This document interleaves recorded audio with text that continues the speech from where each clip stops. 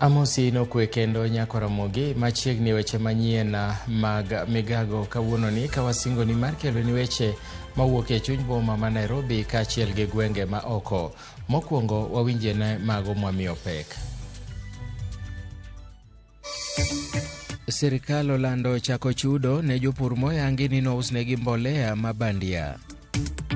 Chenro mar manyo ji 6 ma pi noywero otieno manyoro e kadak ma Mathare osechakore ka thoth oganda kwano lal e kaunti ma Nairobi. Jatend migawo machon mar omenda Ukur Yatani omaki gi duol makedo gi mibadhi e pacho ka EACC.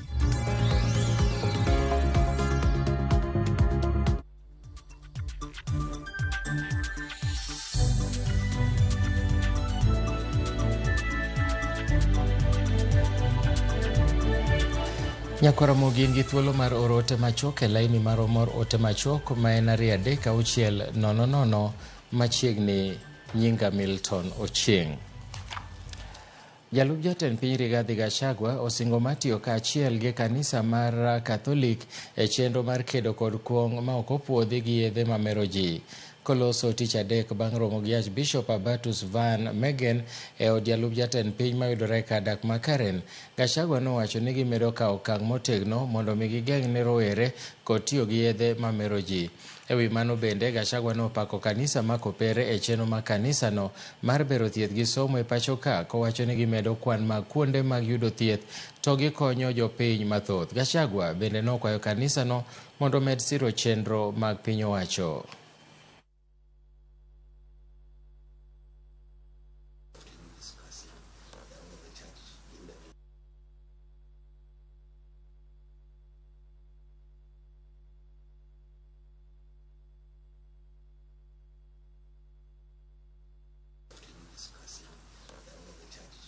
President and yourself, we are here first of all to serve those who are most in need, and most in need of our citizens. And I think that is very important that we keep that in mind.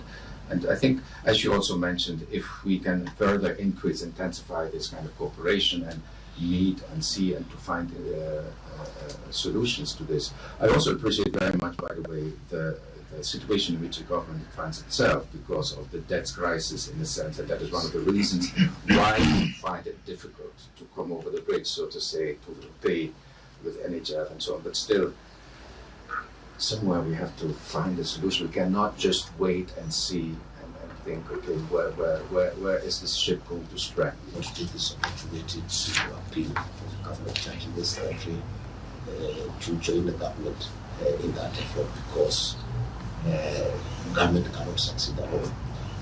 There is a moral issue about it, there is a mentorship issue about it, and we wish the church can also come in and join us in terms of advocacy, in terms of mentoring the young people, in terms of informing the population the negative effects of the drugs and substance abuse, so that we can have a healthy young population, which is very instrumental in the development of this country. Jodak e kadak ma Kainugu e kuonde moko e ward ma Olaluwa e kachung' od bura ma Kajiado North okwayo sirikal mar kaunti ma Kajiado mondo oti kod omenda moket thenge ne masira mondo gigeng'i ohula mogeng'o apaya matudo alwora mar Ngong kod Ololuwa gi Gataka. E wi mano, jodak go eko lero ni ohula osebedo ka kelo masira e apayano, kaka ywero geche e apayano. Bende gikwayo sirikal mar kaunti no mondo chaki chenro makedo kod ohula kapok oyaw sikunde ne tam mar 2.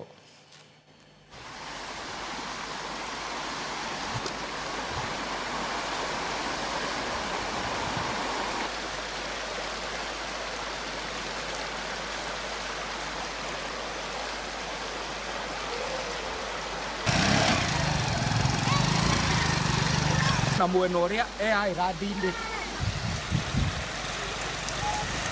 Sasa hatuwezi vuka hapa. Hii imekuwa kama ni death trap. Manake magari mtu ambaye hajui anakuja anaingiza. Akiingiza maji inakuja inakava gari yake, imeharibu. Na already gari 3 zimetolewa hapa zikiwa na hii shida. Na ningeomba sababu pesa zilikuwa zimetolewa za disaster kama ya El Nino, tusaidiwe na kaunti yetu na mheshimiwa Orelengu, hizo pesa achane hapa, achipu in hapa, tusaidiwe hii shida, manaka tunaelekea kufungua shule. Kuna watoto watafungua Monday. Na hao watoto hawana njia nyingine ya kupita. Njia ni hii mumeona tumepita. Si mumeona vile tumekula masaa mingi na hatukuwa tunaenda pole pole. Sasa mama kama mimi na niko na mjukuu na bereka shule, kupita hii njia ni riski kwa sababu ya security. Aya pili, ukiwa na mzigo ubebo na watu wa Nduthi, hawawezi wanakuweka hapa, wanarudi. Sasa mahali ya kupitia iko na shida. Ninahuzunika sana kuona ya kwamba maji ambayo yanaweza yakatafutiwa njia yake ya kupita imekuwa tisho kwa sisi ambao tunaishi pande hii. Mimi ningeomba serikali ya county ikuje itengeneze hii barabara ya maji, itafutie mahali pengine mahali maji inaweza enda, kwa sababu drainage hatuna hapa, kwa sababu tule tu drainage walituwekea hapa kwa hii reli haiwezi ikasustain ile maji unaona ikiteremka hapa. Jodak mawuod ma Shamata e kaunti ma Nyandarua odak kod luoro bang' yudo masiche mag monj mag le mag bunge bwo jumbe 2 mokalo. Jodago kotelnegi kod Nicholas Nderitu koro dwaro ni duol mochung'ne rito le mag bunge KWS mondo donjre wachno mar golo oko le e kar dak makamano.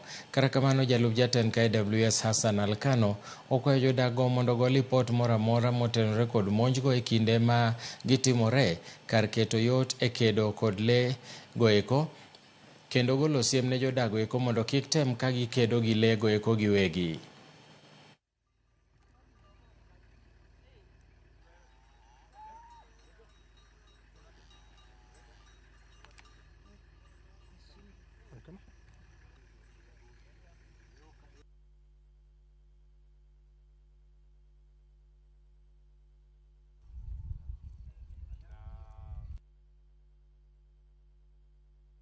Kulingana na vile tumeripoti wanyama wanatuataki huku Uchui wametokea huku nje, naye amechukua hiyo hatua na akakopaliti na maafisa wa KWS ndio watusaidie watuondolee hao shui vile wanaataki wanyama wetu. Na pia kulikuwa tarehe 5 wakati huo tuliripotiwa vile hiyo shui amekuja kwa boma ya watu wawili na imekula buzi, imetoka na buzi mmoja na imeasha kama imeuma ndama. Kama kuna mnyama yote amekuliwa, livestock ambao amekuliwa na wanyama msituni within 72 hours. Hiyo ni siku ngapi hiyo? Hiyo ni kama siku 3. Siku 3, si ndio? Lazima mimi umenijulisha na nikuja nidhibitishe ni ukweli. Kuna mahali nitaandika, si ndio? Kuna form nitakupatia ujaze. Hiyo within 72 hours. Na mimi lazima nidhibitisha kwamba huyu ni kweli ni chui, huyu ni fisi, kwa sababu kakasi nikiona tu nitajua ni mnyama gani. Kama ni fisi amekula, nitajua. Kama ni chui ndio amefanya hiyo madhara, nitaelewa. Bang' timo limbe kendo twak gi jopiny ewi ohula ma kinde ka kinde osebedo ka nyoro jodak mag gwenge moluoro Dunga, Nyalenda, Kapuothe gi kuonde mamoko e sub-county ma Kisumu Central. Ten county no koro chano mar gero hinga e ora Nyamasaria kendo yawa ora Wigwa kaachiel kod aora Aleura motelo ne epo mag sikunde. Maeri biro bang' midusa kod jalup meneja mar boma ma Kisumu limo gwengego kaachiel gi timo twak gi jodak kendo fwenyo ni ohula ma kinde ka kinde ok bi mana kaluwore gi ng'ok mar nam Lolwe kata koth machwe. Ohula no biro kaluwore gi dinruok mar aora mar Wigwa kod pi mamol bang' koth mochwe kuonde mamoko. Jodak koro nigi geno mar yudo fuong'ruok ka thoth gi utegi osepodho e kinde ma jodak mamoko dar ka dang'ni gi kuonde dak kaluwore kod ohula no. Bang' aput manotelne kod tend boma no singo mar kawo okang' mapiyo piyo mar rakruok gohula no. Wan kod paro ni inyalo geng' chandruok ni gi weche adek kata yore adek. Mokwongo mabiro kawo omenda mathoth kendo kinde malach en yweyo aora ma Nyamasaria kendo gone oinga. Mano ok nyal timore sama koth ng'enyni nikech onge tinga manyalo ringe e pi. Mar ariyo en bugo kata go oinga e aora mar Aleura. Aora mar Aleura no noketi ni ka pi opong'o Nyamasaria to geng'o pi mabiro e mier. To nikech koth noluoko gogni mano ogeng'e godo, sani koro koth duogo nyaka kuma ji odake. Koro ka koth ochwe kalang'o to ka gigo otieno to pigno oolore ka biro ka to ochopo Nyamasaria to oolore kuma ji odake. Emo mineno ka ute mathoth pi oluoro. The permanent solution will involve designing the Nyamasaria River diking, doing roads, doing drainages, and making sure that we have a permanent solution to this. That we can do through other interventions. But for now, we are saying that we want to work together immediately to make sure that this situation is averted before the schools open. Sirikal ochako chenro mar daro jopiny modak machiegni kod aoche Mangong, Nairobi kaachiel gi Mathare mondo mi giywe alwora ma aochego eko ong'oge. Kaloso kod duol mochung'ne aochego eko e apise mantiere Karen, jalup jatend piny Rigathi Gachagua owacho ni lil mar aochego koro keto ngima jodak ma Nairobi kama rach ka koro chuno ni nyaka ywergi.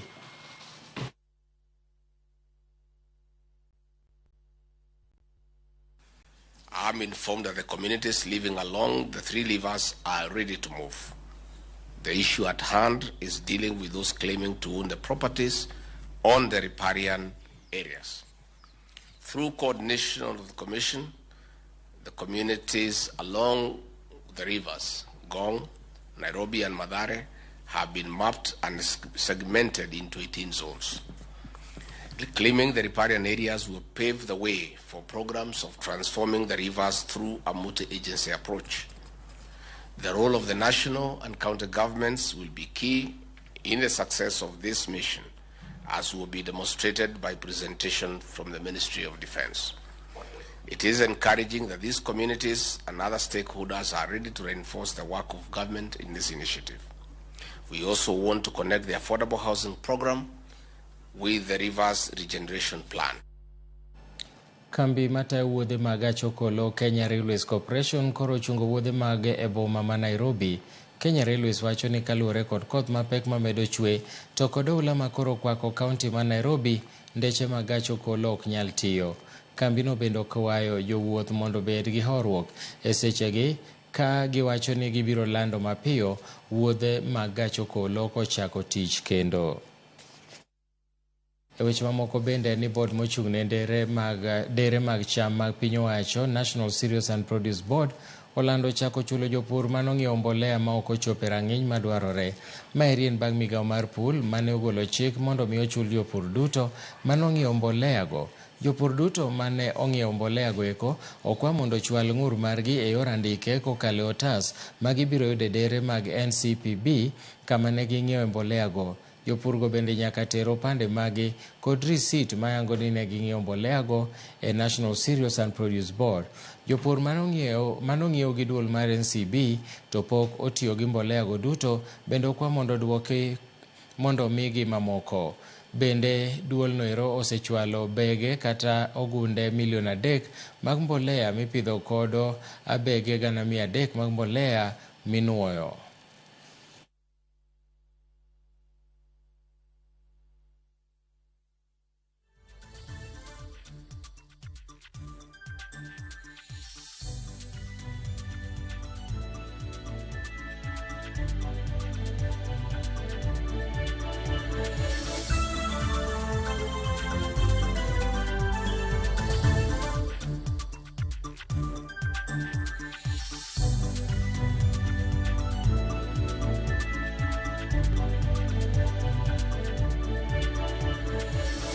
Nyakораmogi ena monda ka oyweyo mokwongo kik dhi mabor pod wan gi mathoth mwaikonu kowuok e kor gwenge.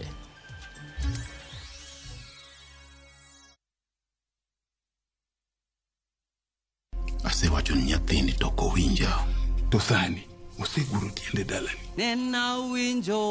a world where faith,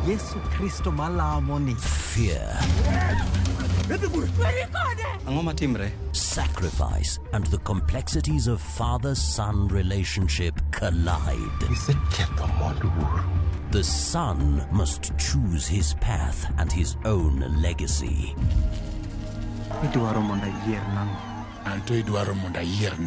Watch this emotional and riveting story of Dennis in Where the River Divides. Watch the best content on the go only on Viusasa.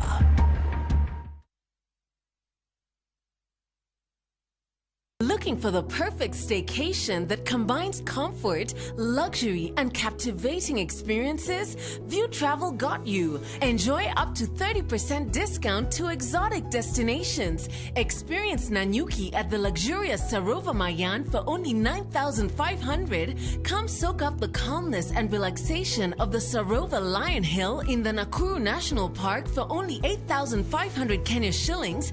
Get to relax at the magnificent courtyard at Sarova Woodland as you lazy away at the wonderful poolside for only 9,000 Kenya shillings. Experience the lakeside city through an extraordinary stay at Sarova Imperial Kisumu for only 6,000 Kenya shillings.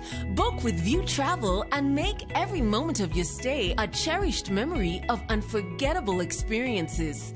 Visit viewtravel.com and book your perfect staycation for discounted prices now. View Travel.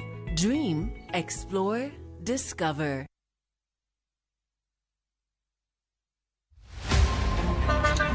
Baya, tuanze kulipa kadi sasa. Na kadi ni cashless. Umesema tunaweka pale? Na kwa ile namba. Mimi niko na cash. Nisaidie hiyo do na namba yako ya simu.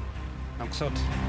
Kain jawuoth mar matatu e safar machiegni kata mabor. Non kendo yang ni chulo fare mari kokalo e yor mbui. Non ane ka yudo risit mari e simbi. Kama sira ujuki, kendo idwaro ni ochuli gi kambi mar okumba. Risit mari kata digital receipt. Eneno mari ma ibiro golo. Ka in wuon matatu, dwarore kokalo kuom okumba mari. Mondo ibed gi yore mag chudo kokalo e lony manyasani. Mondo matatu mari oyud okumba. Mambo ni digital. Tudri gi jal ma uso okumba mondo ing'e mathoth.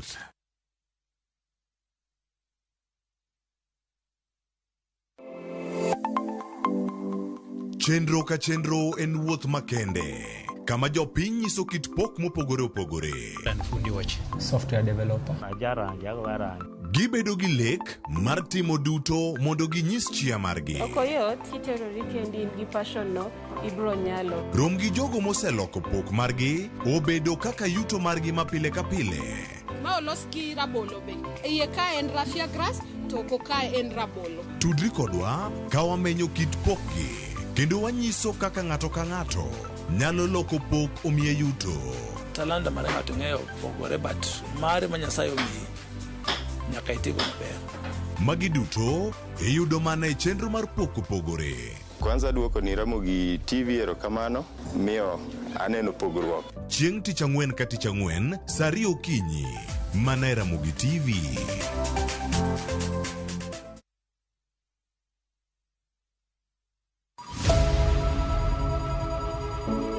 Wuoth mar manyo chang. Wawuoth e piny mar thieth kokalo e wang' jogo mosedake. Thieth sani nitie Kenya ka, dakteche nitie, masinde nigo mwanyalo thiedhi michangi. Kata ibed jachiw thieth, kata mana jalno madwa ng'eyo gik matimore e sekta mar thieth.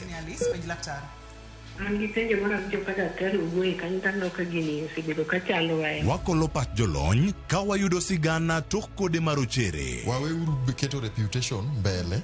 Ngima mar ng'ato. Ng'eyo matut e weche mag thieth chako gi goyo mbaka. Advice jowani ne uru penj laktar mondo ing'e kuma inyalo konyori kapok iyumba yumba. Penj laktar. Wuok tich nyaka tich abich saa 12 odhiambo. Mana e Ramogi TV.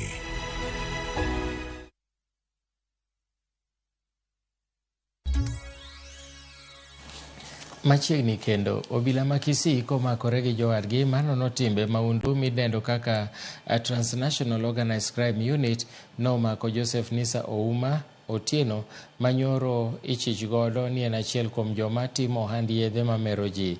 Kalure kod komanda mar obila ma Kisii Charles Kases nyamburko 4 ne omaki e Otieno manyoro bang' juko gunde 50 mag yedhe mamero ji.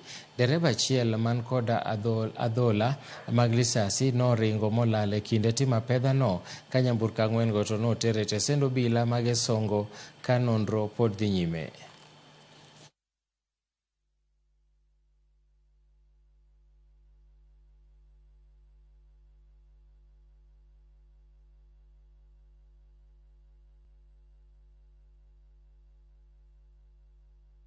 This operation will continue, and we are determined that we shall be able to finish this kind of business or trade, which is dangerous to our society. We have conducted a multi-agency operations that include our intelligence-led multi-agency, that's NIS, and we have invested a lot in terms of intelligence. So that's why we are able to get this kind of successful operations. Gwenge ma Oldepe Isinya mantiere Ilchamus e kaunti ma Baringo ni koda kuyo gi lit kalure kod tho mar nyithindo 4 manowito ngimagi e masira mar yie manotimore chieng' Jumapil. Masira no nonego ji 7 e nam ma Baringo. Jane Lekinyenyi en min nyithindo 3 manoting'o Ruth, Martha kod Abigail manowito ngimagi e masira no. Jane bende nowito wadgi matin e masira no. Oganda no yuore dala no mar kuyo kod familia no mar Jane tok ringre ji 6 go yudi odiechieng' manyoro.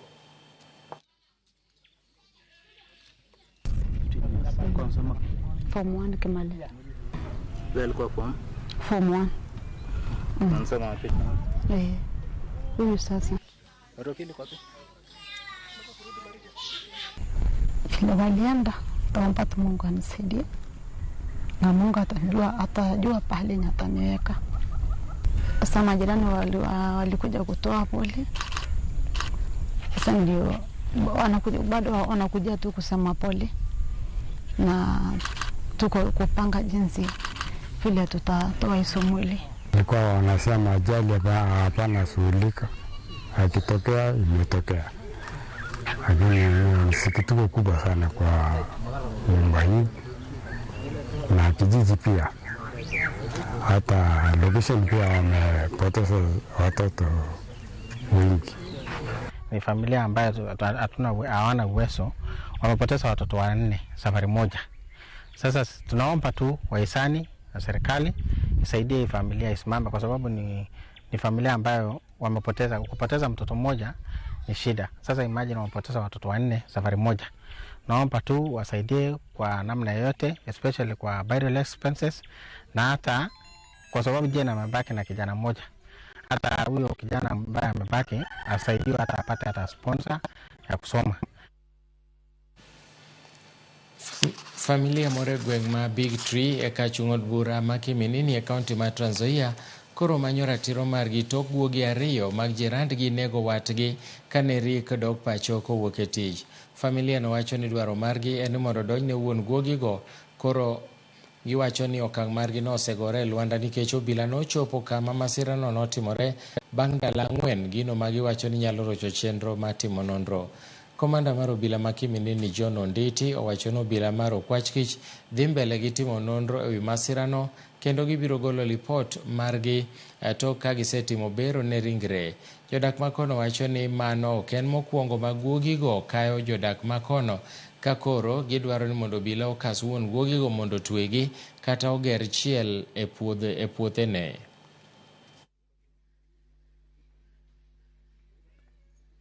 Simu ya mtu ambaye sikujua alikuwa nani, na akaniuliza, wewe ni Madam Concepta?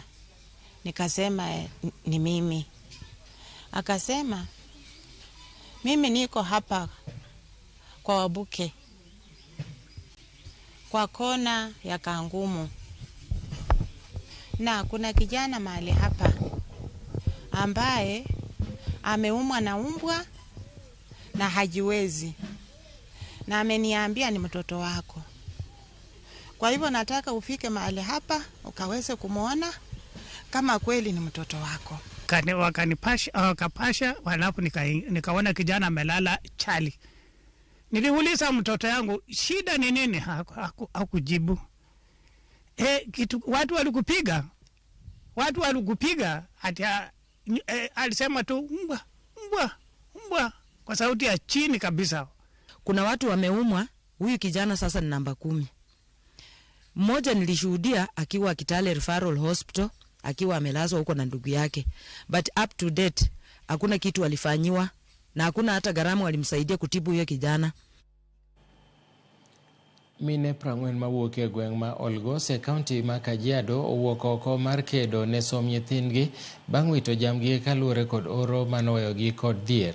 Minego kosebedo ka choko pesa mar konyogi e chenrogi, ka koro gikwayo jotendgi ni mondo mi obede ong'ala ma mbele e ting'o mine malo kaka achiel kuom yo mar bero uchumi ma pacho ka. Okil Daniel Kanchori ojiwo jotelo kod jomosomo mondo dogi e gwenge kendo oyie okony oganda, ahinya to jogo eko ma bende gin jok ma mine.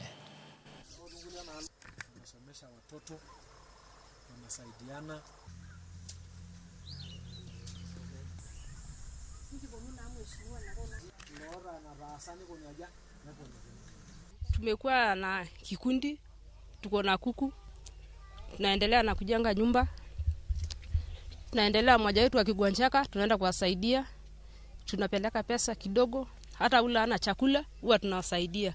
Ule ana kitu ya kusukuma mtoto shule, tuwapatia kitu kidogo hata watoto waende shuleni. Kama wamama tumejitoa kujisaidia kwa kazi ambayo ni ya masomo, usaidizi, tunasaidiana kusomesha watoto. Kila tunapokuwa na watoto ambao wako darasa la 8, tunajiandaa, tunafanya contribution, tunatoa shilingi 1,000 kila mmoja na tunampa mtoto basari ya 15,000. Mama anaposimama imara, jamii inakuwa sawa, na nchi inaweza kusonga mbele. Na pia uwezo wangu ule ambaye tumeweza kufika hapa, tumeweza kuwapea boost ili waweze kuendelea na kazi nzuri.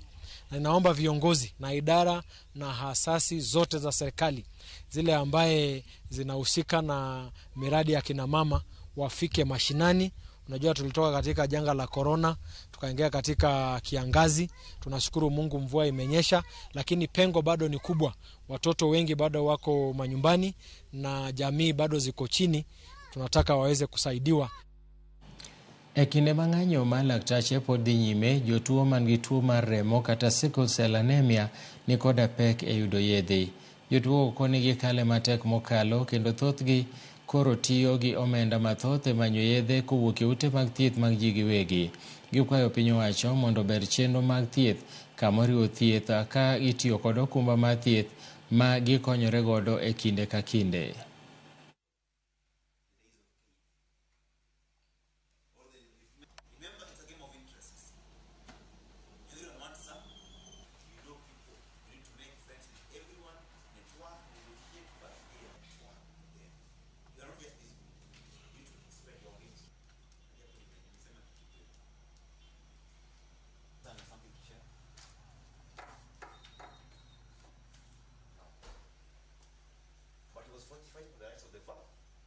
The drugs, especially for the non-communicable diseases, you find that these diseases are conditions that people live with them throughout their lives, so they'll need medication all through.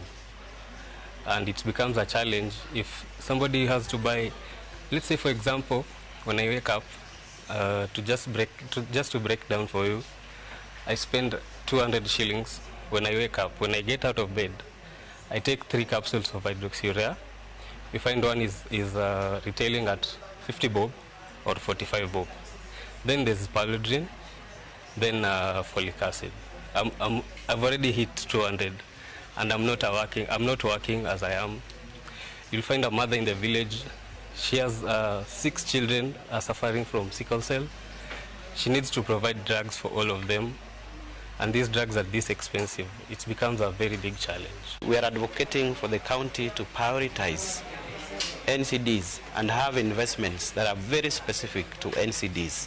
Yeah, the counties really need to interrogate their plans and their budgets and have very specific budgetary allocations on issues of NCDs.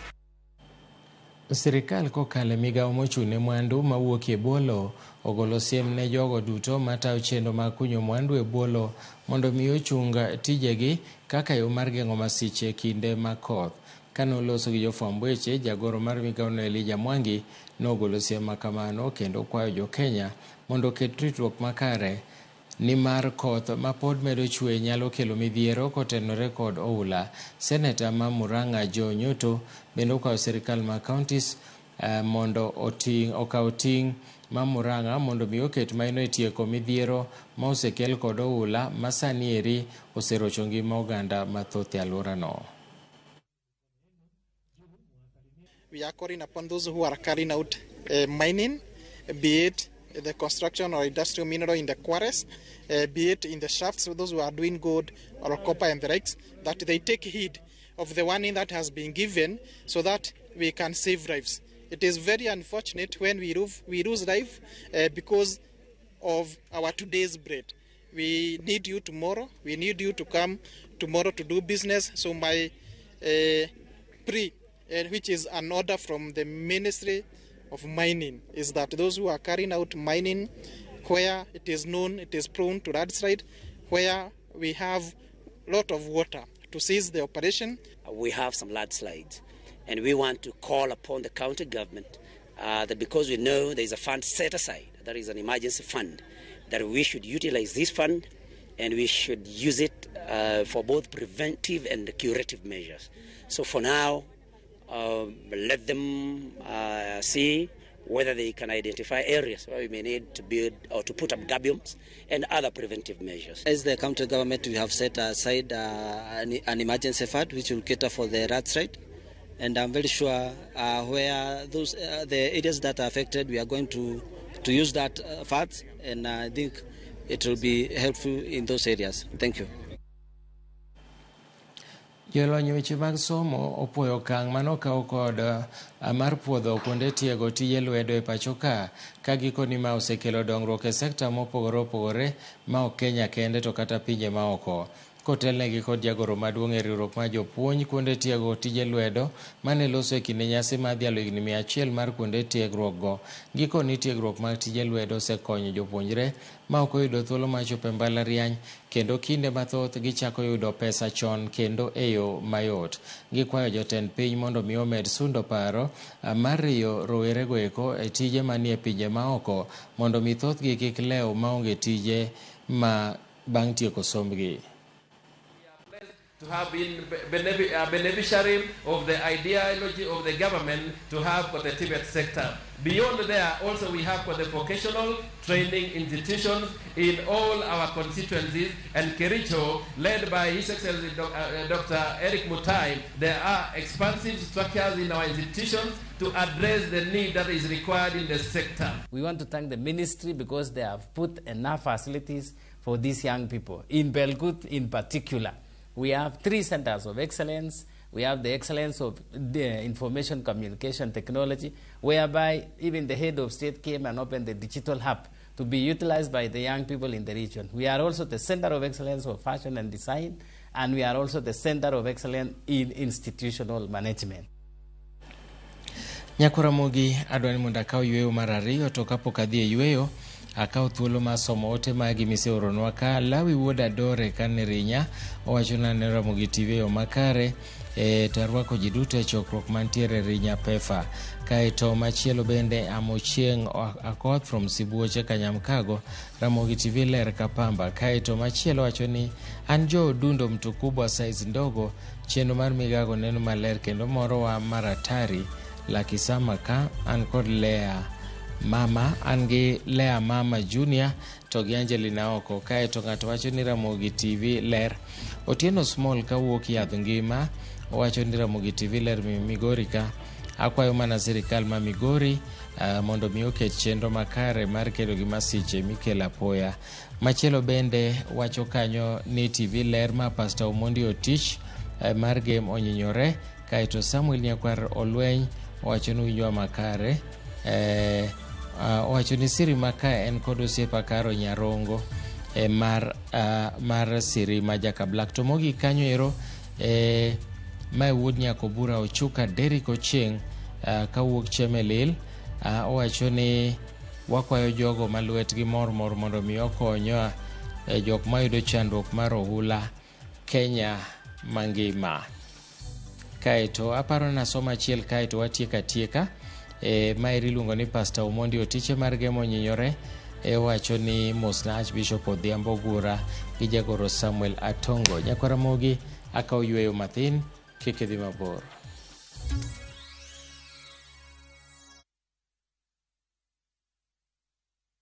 Tindo etikomanya na bongo tena kirengaki. Eseki. Asenye nja sobu kimabwana eno wengenjo mano.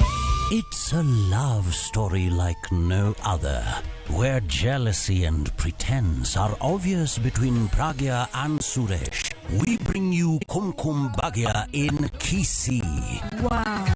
Watch the drama unfold as Pragya is set to marry another man. Muswati omundu arumu yakombwa andi mambi nochote bumusani onomu yakombwa nandi mambi ende nochote byamate aninengia. Watch this beautiful love story of Kumkum Bhagya in Kisii only on Viusasa. Dial *487*1# or visit viusasa.com to renew your subscription. Wanchimbwa maiso ko nyoye tamanyaini.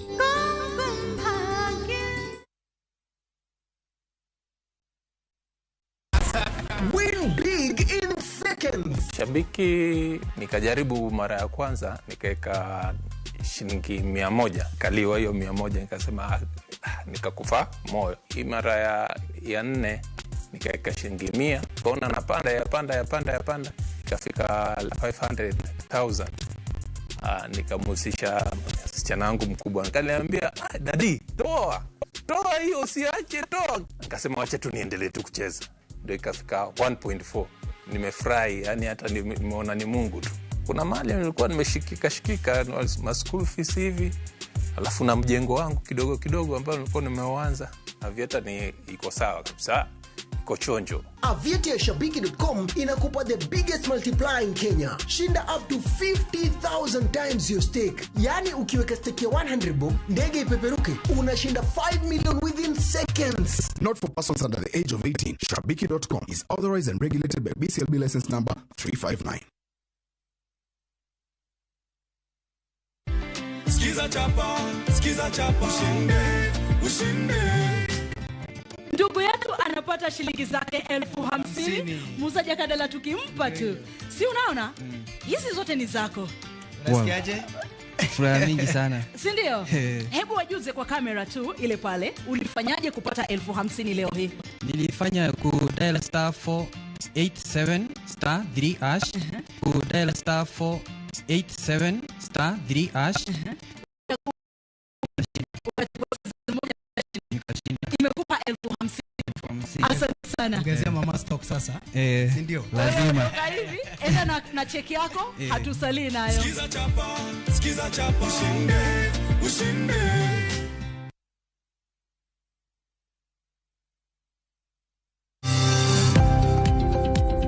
Ohala Gimwando wakelo ni jolony weche ohala. It is important mondo wan kaka joluo wabed gi dongruok. Wafwenyo ni adiera matut mag timo ohala. Tijni kidwa time en mana mashin mar luoko to gi kuminya yude pi.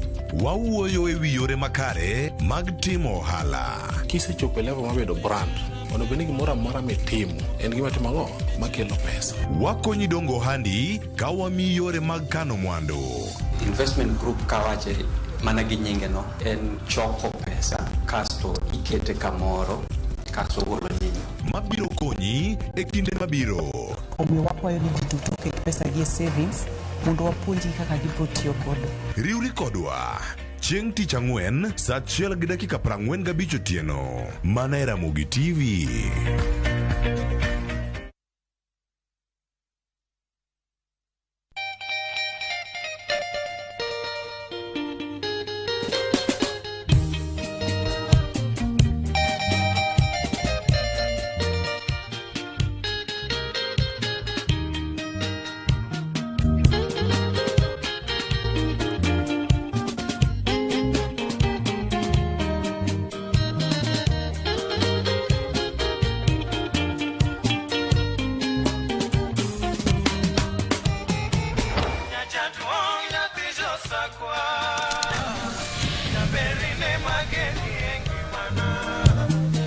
Nyacha tuong nyathi josakwa.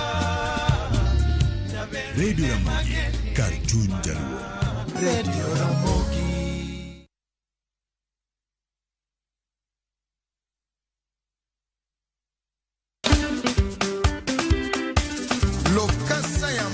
Mbothe wazalima lamu lungani Ninja the Entertainer. Nungai DJ Smollett le principal de la rumba.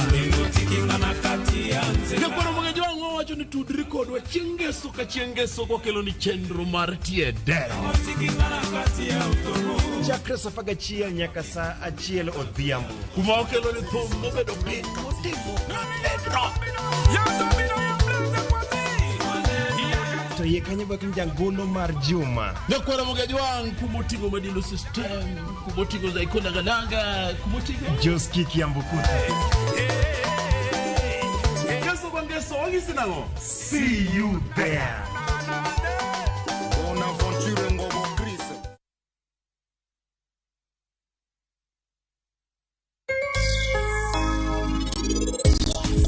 Nachako puro mchele, nachako kaluor nikech ne okang'eyo kaka itime ahinya.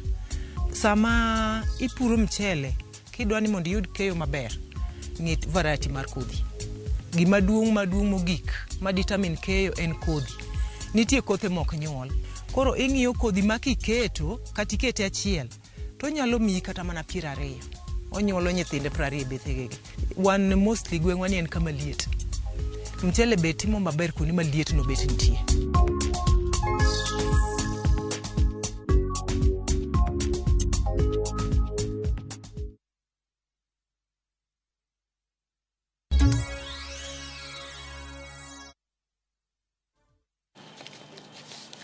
Machiegni kendo Charles Owino Likowa mano othul oko kaka spika mar od bura ma Migori kod MCS odiochieng' manyoro owacho ni chenro ni notim ataro mar chik kendo pod oparo okang' mobiro kawo. George Juma notwa kod Likowa kendo miwa lipodno. Tich mar Owino Likowa mar medo dhi nyime kaka bedo spika mar od bura ma Migori bang' MCS thule oko odiochieng' manyoro koro nitie rapim bende duoko mare dhi bedo kinde mar ndalo 7 ka ochakore odiochieng' manyoro. MCS ma Migori ne omiyo Owino Likowa ndalo 7 mondo koro chwal ywak mare bang' thule oko kaka spika margi. Likowa wacho ni oparo okang' modhi kawe kinde mar ndalo 7 ma MCS ma Migori koro miye mondo chwal ywak mare e od burano. Poda contemplate, poda rito paro atugo gi pacha biro miya gima biro timo machiegni kapok ogik ndalo 7.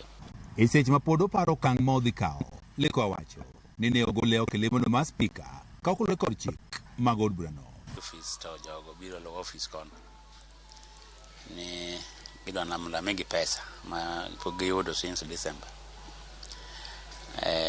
Ka explain gine pesa mimiyo ting'e ni an ok achiw kase sign kodhi kose chiwe to dhi ka COB ema kele pok ni waseoro to pok obiro. Petition no nonego bed ni miyo clerk kaito clerk ore house business committee kaito ikete order paper mana no okotimore. Okwedo weche mane owach kod MCA ni ne ogole nikech ok oti makare kod omenda mar od burano kendo ok osebiro ka otayo od burano e yono makare. To ka oket pesa ya budget okoro jo budget ge mang'e kaka otiyo kode an dang'e nade speaker ding'e nade ok follow every budgeted votes I don't follow ok ang'iga ok en tija be mar ng'eyo. Thulo oko Likowa okelo paro mopogore opogore ka okumo oganda e kaunti ma Migori. Spika golo spika Migori ka ok en maendeleo moro amora, en mana kitamori mi MCA contract tigoli kata kokichulo masangwenya mag kaunti tigoli. Koro in kidwa ni tichule MCA maendeleo werigo in chula MCA ok bigoli. Atkopo ni mago e allegations mano ket kuom speaker ni speaker mane tamo development biro ne jopiny kogole to wan waneno kaka jopiny ni onge shida moro amora. Moko kuom jodak e kaunti ma Migori wacho ni gombo margi en ni maino ma MCS tiyo godo thulo oko speaker bende makoro nego bed maino magitiyo godo e chwalo dongruok ne oganda. Koro bago wan kaka jopiny ni kiny ka kiny assembly, kiny ka kiny assembly, kiny ka kiny assembly to effort magi gogodo koke assembly ni ok wawache ni impeachment rach kopo ni gimoro timore marach but wadwaro ni effort magi kete assembly seche magi impeach ng'ato gikete effort ni bende e kelonwa development wan kaka jopiny mondo mi chieng' moro be ka ilando counties mokawo namba 1 in terms of development to wayude ka Migori e namba 1 in assembly giketo mana kar lweny made gini ginya ketonwa kar tich ma jopiny yudo maendeleo gino ne ber. Jopiny bende wacho ni gombo margi en ni obedi od Bwana ma Migori ka gimedo ni ok gimoni kinde ka kinde od Bwana ma Migori osebedo mano mantie kod ywaruok. Compare kata mana migochwa kaendi gi counties mamoko iyudo ka Migori kaendi koko osebedo mang'eny sana koro ok wang'eyo ni to en mana ena personal interests moko ema bedo koso gi wuoyo kata gitimo gigi in accordingly or in accordance with the law. Wan wadwa ni kata ka MCA dwa ng'atgi giketi ok ni omigi speaker kaya malo gine ma giyier ng'atgi ma ginya tiyogo. Bang' thulo oko likowa MCS ma Migori ne oyiero jalup speaker mar od Bwana Matthews Chacha kaka speaker ma Kojolo ka koro sani giwacho ni geno neno lokruok e od burano. George Juma, Ramogi TV, Migori. Nyakwaramogi e chenro maro mar ng'e gwengewa kawuono warango gweng' ma Obuolo mayudore e kaunti ma Kisumo. Nyinge ni nochakore nade to jopiny wacho sigande e yo machalo nade. Millicent Adhiambo miyowa ler.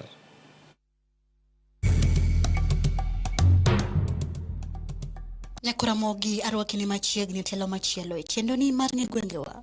Odiochieng' ma kawuono kalapapla pod onenore mana e kaunti ma Kisumu kama kawuono ofuyo kawuok e sub county ma Seme ma obiro ma opiyo e sub county ma Kisumu East e gweng' ma iluongo ni Obuolo mayudore e ward ma Kajulu.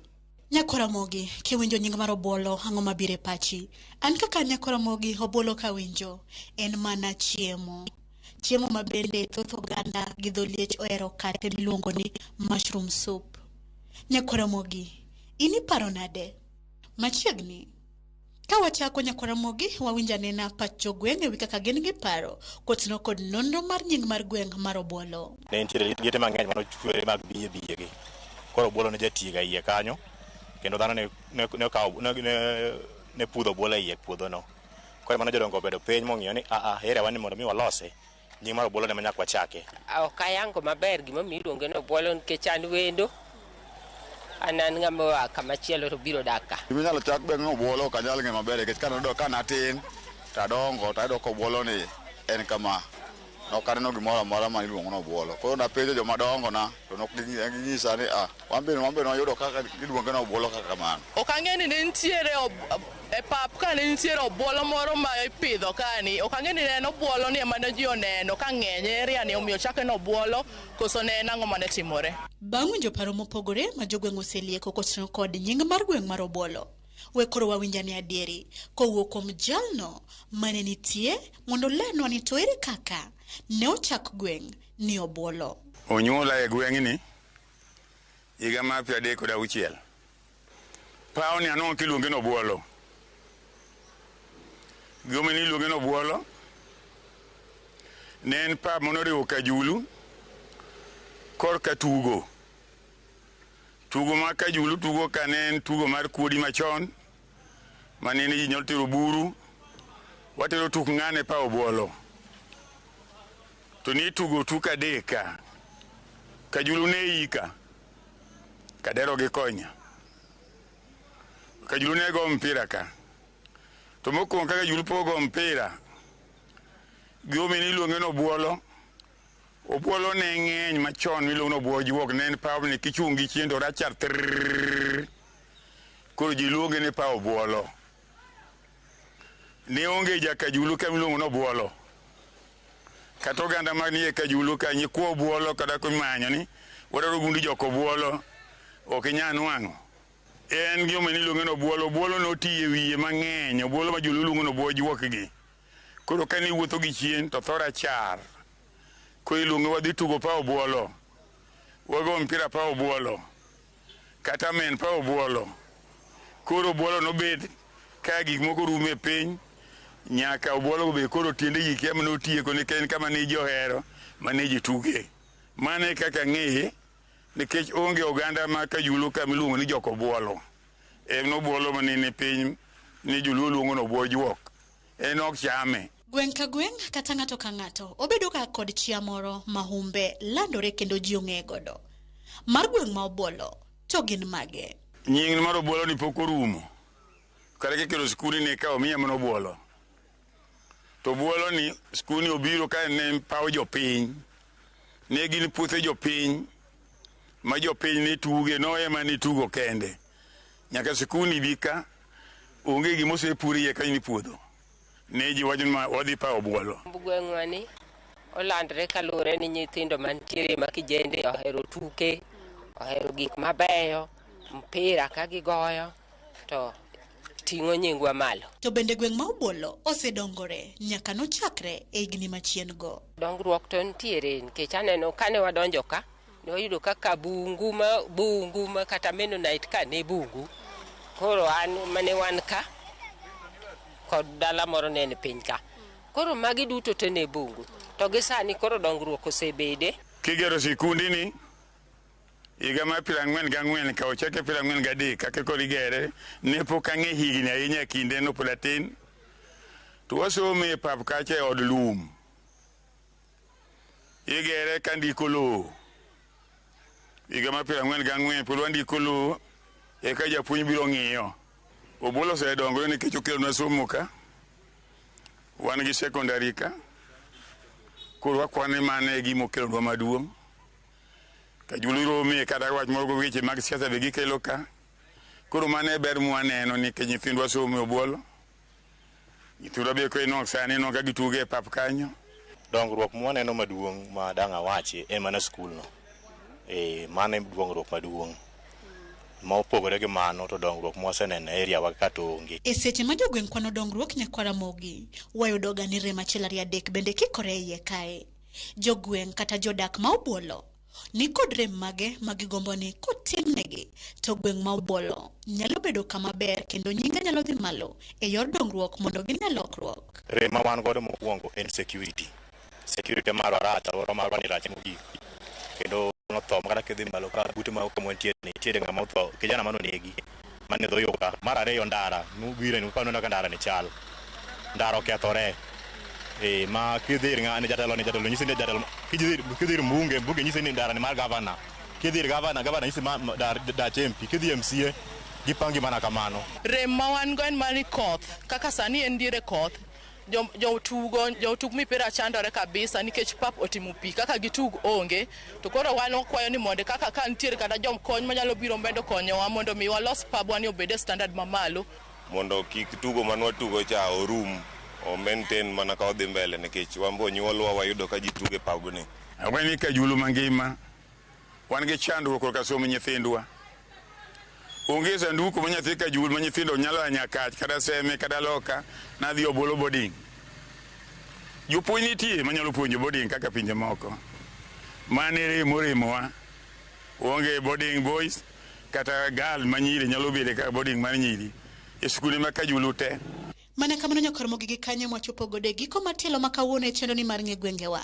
Sani, kiwinjo nying mar obuolo kata ng'ato pakore ni oja obuolo manosomo e skul primary kata sekondar ma obuolo, to ing'eyo kaka nying mar gweng' ma obuolo monyuolo dongruoge makamago kaka mag skunde ne obiro kendo nochakore. Kao kamano to riti masani warom kendo juma manyien kuma biro duogo ni e kod nonro mar gweng' machielo omiyo kikethe mabor medikete mane wang' joy marwa Maramogi. Nyinga Millicent Adhiambo kata kiero inyalo luonga ni Nyaboma.